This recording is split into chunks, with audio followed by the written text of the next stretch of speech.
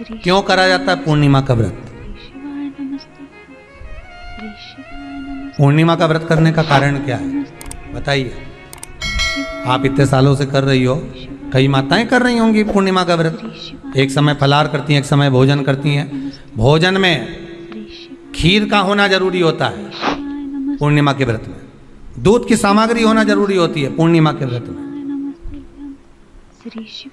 12 महीने की पूर्णिमा करो मना नहीं है। और पूर्णिमा उठाने का भी समय होता है चैत्री। चैत्र के महीने की जो पूर्णिमा होती है, चैत्री पूर्णिमा पहली पूर्णिमा मानी जाती है, इसलिए चैत्री पूर्णिमा को सिद्ध पूर्णिमा कहते हैं, कार्य सिद्धात्री पूर्णिमा कहते हैं,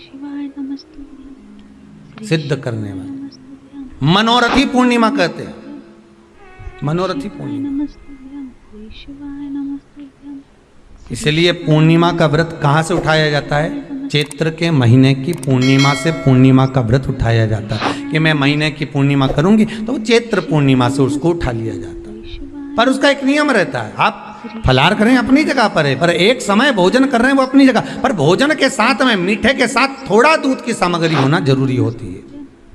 और क्यों करते हैं पूर्णिमा का व्रत, किस लिए किया जाता है, क्यों करा जाता है, उसका व्याख्यान वर्णन शिव महापुराण के अंतर्गत स्कंद पुराण में लिखा गया। शिव महापुराण की कथा कहती है महाराज, पूर्णिमा का जो चंद्र है वो विशाल काय है और उस चंद्र की पूर्णता में हमारी अभिलाषाएं भी पूर्ण हो। आप आस्था चैनल के माध्यम से जितने लोग कथा सुन रहे हैं, फेसबुक यूट्यूब पर जितने कथा सुन रहे हैं और कुबेरेश्वर धाम में जितने कथा सुन रहे हैं, आप में से कितने लोग हैं जो पूर्णिमा का व्रत करते हैं? जो माताएं करती हो जरा हाथ उठाइए। पूर्णिमा का व्रत जो करते हो ना आप लोग, रखिए हाथ। अब पूर्णिमा के व्रत में आपने कई बार किताब पढ़ी होगी पूर्णिमा की, या आपने व्रत किया होगा, या पूर्णिमा का व्रत आप धारण करे होगे, तो उसमें पूजन कौन से भगवान की होती है? पूर्णिमा के व्रत में किस भगवान की पूजन होती है? तो कहा पूर्णिमा के व्रत में केले के खंभ लगाकर पूर्णिमा का जो उद्यापन होता है, पूर्णिमा की जो पूजन होती है, उस पूजन में शंकर और पार्वती की पूजन की जाती है। शिव और नारायण की पूजन करी जाती है, शंकर और पार्वती का स्मरण किया जाता है। किसकी पूजन होती है? शिव पार्वती।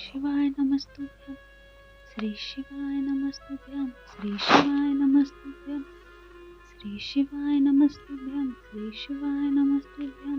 क्यों? श्री शिवाय नमस्तुभ्यं। शंकर और पार्वती का पूजन क्यों करा जाता है पूर्णिमा के व्रत में? क्योंकि शिव और माता पार्वती ही केवल एक ऐसे हैं जिन्होंने अपूर्ण लक्ष्मी को भी पूर्ण बना दिया था। किसको पूर्ण बनाया है? लक्ष्मी। पूर्णिमा के दिन अगर आप शंकर भगवान को एक लोटा पानी अगर शिव को समर्पित कर रहे हो, श्वेत पुष्प को रख कर शंकर जी के ऊपर सफेद फूल को चढ़ाकर अगर एक लोटा जल भी, एक पात्र जल भी शंकर को समर्पित कर रहे हो, तो ये लक्ष्मी के लिए ही तो कर रहे हो। और कौन सी लक्ष्मी? पूर्ण लक्ष्मी, पूर्ण लक्ष्मी।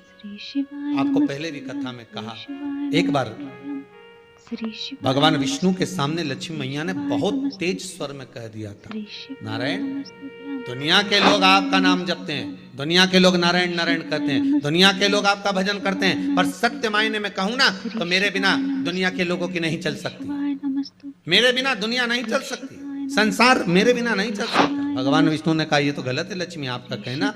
एक दिन लक्ष्मी को अहंकार आ गया, अहंकार के संबोधन जब माता लक्ष्मी करने लगी तो भगवान उसी समय पर भगवान विष्णु को क्रोध आ गया और भगवान विष्णु ने कह दिया, लक्ष्मी तू इतनी बड़ी बड़ी बात कहती है कि तेरे बिना नहीं रह सकती संसार। मैं तुझे कहता हूं लक्ष्मी तू अपूर्ण है, तू अपूर्ण है, तू पूर्ण कब हो गई?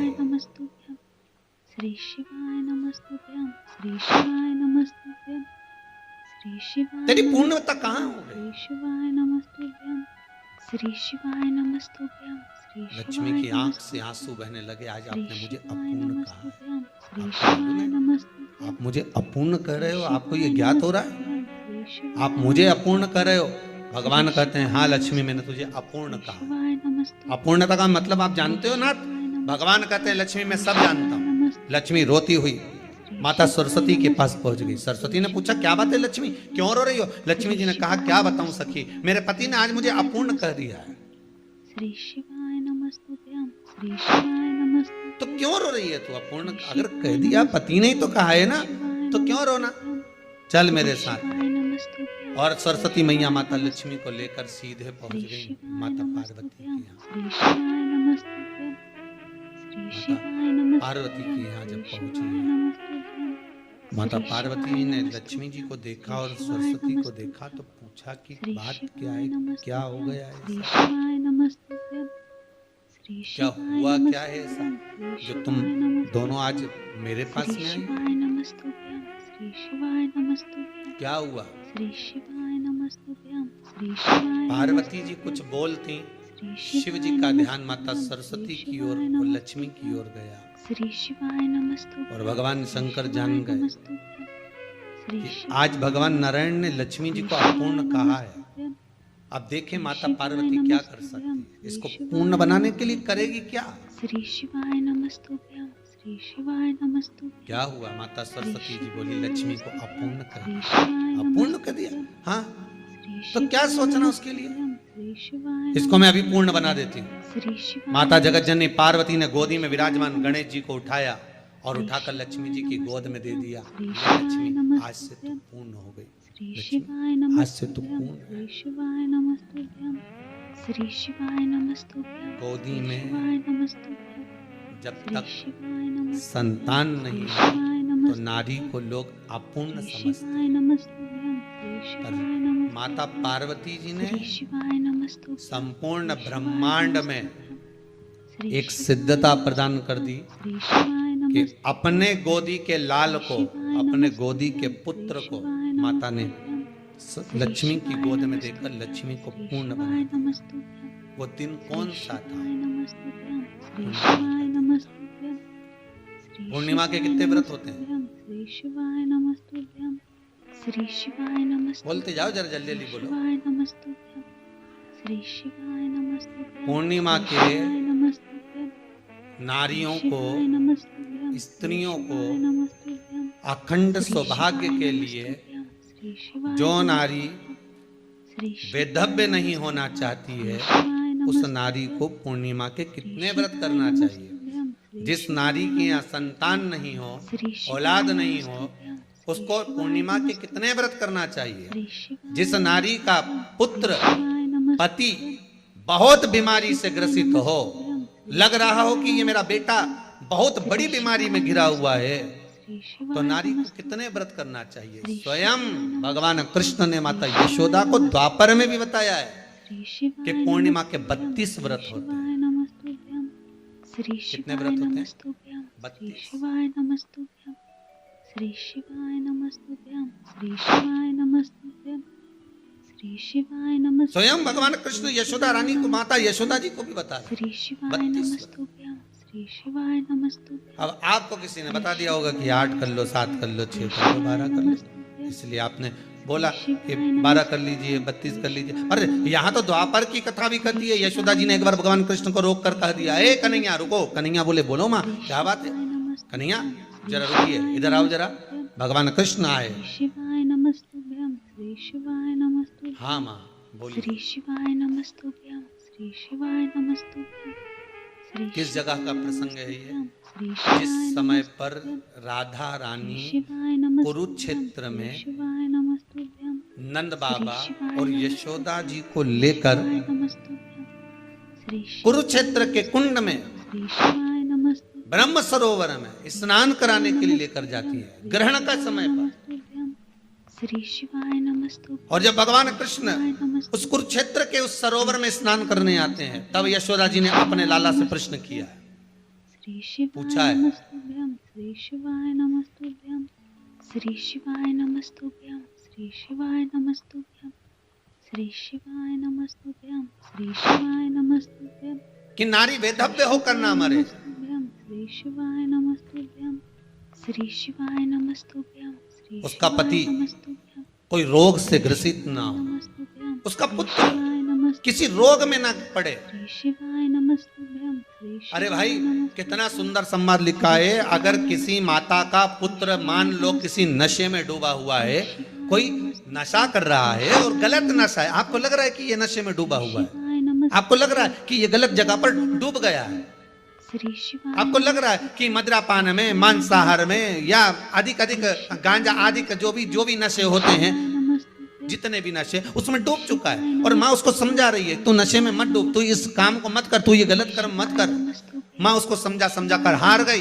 तो मेरा माताओं से निवेदन है, आप उसको समझाना बंद कर दो, एक काम करना प्रारंभ कर दीजिए। हमें जो शिव महापुराण के माध्यम से शास्त्र कह रहा है कि आप 32 पूर्णिमा के व्रत प्रारंभ करो। उसमें करना क्या है, आप केवल जिस दिन व्रत रहे रात्रि के समय पर कोई भी मीठा कुछ भी सामग्री आप चंद्र की रोशनी में, चंद्र को अर्घ देने के बाद, पूजन करने के बाद उसको रखो, और वही सामग्री जो नशा कर रहा है उसको पूर्णिमा के दूसरे दिन उसको खिलाओ। आप धीरे धीरे खिलाना चालू करेंगे, जिस नशे में वो डूबा हुआ उस नशे से वो छूटना प्रारंभ हो जाएगा। 2 पूर्णिमा व्रत करके तो देखो, 3 में तुम्हें जरूरत ही नहीं, धीरे धीरे आप वो छूटना प्रारंभ हो जाएगा। स्वयं भगवान कह रहे हैं, यशोदा मैया ने कन्हैया को रोक लिया कुरुक्षेत्र के उस मैदान में, और भगवान कृष्ण का दर्शन माता यशोदा जी करी। बहुत दिनों के बाद माँ को, आज माता यशोदा को लाला का दर्शन हुआ, बहुत समय के बाद, जाने के बाद, बहुत समय। जब देवता 33 कोटि देवता उस चंद्र के इंतजार में रहते हैं कि ये चंद्र प्रबल होगा, तब जाकर ये चंद्र यहाँ पहुंचेगा, तब जाकर हम मंथन करेंगे, तब जाकर वो अमृत मिलेगा, और उस अमृत को देवता धारण करेंगे तो वो आनंद पा जाएंगे। तो हम क्यों शरद पूर्णिमा छोड़ें, हम क्यों एक पूर्णिमा छोड़ें? एक पूर्णिमा के महत्व को जानिए। कोई पूर्णिमा साधारण नहीं है, कोई प्रदोष साधारण नहीं है, कोई शिवरात्रि साधारण नहीं है। 12 महीने शिवरात्रि पड़ती है, 12 महीने में प्रदोष पड़ते हैं, और 12 महीने हम उसका महत्व ही नहीं जान पाते।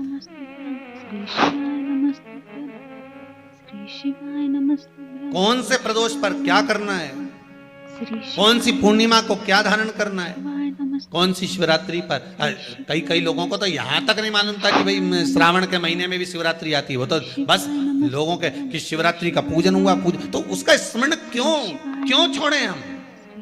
अगर ये वेद और शास्त्र ब्राह्मणों को दिए गए हैं, ये वेद और शास्त्र विद्वज्जन को दिए गए हैं, तो इसका स्मरण होना चाहिए कि हम निकाल कर जनमानस तक ये चीज पहुंचाएं कि हमें इस दिन ये पूजन करना है, उसका स्मरण होना चाहिए।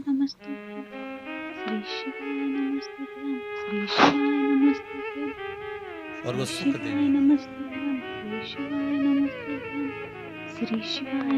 भगवान कृष्ण से यशोदा जी ने पूछा तो भगवान कृष्ण ने कहा, मां, पूर्णिमा का व्रत अगर नारी 32 पूर्णिमा धारण कर लेती है तो वो नारी बेदव्य होकर नहीं जाती। पर आप लोग व्रत जो करते हो ना, जो भी व्रत आप लोग उठाते हो, सोमवार का व्रत जैसे किसी माता जी ने उठा लिया और वो उठाने के बाद, हम तो शादी नहीं हुई थी ना जब भी सोमवार व्रत करते थे, अब शादी हो गई अभी भी हम सोमवार का व्रत कर रहे हैं, करे जा रहे हैं, पर उसका कोई उद्यापन नहीं करा, कोई संकल्प नहीं लिया गया कि मैं 5 करूंगी कि 16 करूंगी कि 25 करूंगी कि 31 करूंगी कि 21 करूंगी। इसलिए पूर्णिमा व्रत। श्री शिवाय नमस्तुभ्यम। दोस्तों, हर हर महादेव।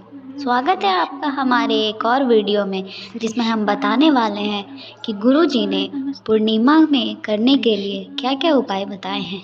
तो सबसे पहला प्रश्न ये होता है दोस्तों कि पूर्णिमा हम क्यों करते हैं। दोस्तों, इसका उत्तर यह है, गुरु जी ने बताया है कि पूर्णिमा हम इसलिए करते हैं क्योंकि पूर्णिमा के दिन का व्रत करने से जो लक्ष्मी है, जो अपूर्ण लक्ष्मी है, वो भी पूर्ण हो जाती है। पूर्णिमा के चांद के रोशनी में हम जो भी मनोकामना करते हैं, जो भी मनोकामनाएं रखते हैं महाकाल के पास, शिव जी के पास, वो पूरी हो जाती है। गुरुजी ने यह भी बताया कि अगर आप पूर्णिमा का व्रत करते हैं और दिन में एक ही बार भोजन करते हैं तो आप एक दूध की वस्तु ज़रूर खाएं क्योंकि वह सबसे ज़रूरी है। श्री शिवाय नमस्तुभ्यं। गुरुजी हर बार कहते हैं कि शिव सिर्फ 2 अक्षर का नाम है, लेकिन उसको जपने से बड़े से भी बड़े काम बनने लग जाते हैं। बिगड़ी से बिगड़ी भाग्य भी सुधर जाती है और हमारे जीवन में दुख खत्म हो जाते हैं, धन वैभव आता है, संतान प्राप्ति होती है और सुखों की बौछार हो जाती है। पंडित प्रदीप मिश्रा महाराज बताते हैं कि हमें हर एक पूर्णिमा का महत्व जानना चाहिए क्योंकि हर एक पूर्णिमा बहुत ही ज़्यादा अति महत्वपूर्ण है। हमें एक भी पूर्णिमा का व्रत छोड़ना नहीं चाहिए। और दोस्तों 12 फरवरी को जो पूर्णिमा पड़ रही है वो माघ प्रदोष पूर्णिमा है। उसका शिव महापुराण में अति महत्व बताया गया है। इसीलिए आपके मन में अगर कोई भी मनोकामना है जो काफ़ी दिनों से है और वो पूरी नहीं हो पा रही है तो आप सब माघ पूर्णिमा का व्रत ज़रूर करें और गुरु जी के उपायों को ज़रूर करें। अगर कोई व्यक्ति पूरे दिल से सच्चे मन से गुरु जी के उपाय 3 महीने तक लगातार करता है तो उसे अपने जीवन में बहुत अंतर देखने को मिलता है। ये मैं दावे के साथ कह सकती हूँ। अगर आप बहुत ज़्यादा परेशान हो गए हैं, आपके दुख कष्ट ख़त्म ही नहीं हो रहे हैं जीवन में, तो आप गुरु जी के उपायों को ज़रूर करें और अपने जीवन में परिवर्तन ज़रूर लाएं। क्योंकि दोस्तों भगवान जो है वो देर कर सकते हैं पर किसी के साथ नाइंसाफ़ी नहीं करते हैं। तो दोस्तों मिलते हैं अगले वीडियो में, तब तक के लिए श्री शिवाय नमस्तुभ्यम। जय महाकाल। अगर आपको हमारी वीडियो अच्छी लगी हो तो हमारी वीडियो को लाइक करें, हमारे चैनल को सब्सक्राइब करें और हमारे वीडियो को ज़्यादा से ज़्यादा शेयर करें।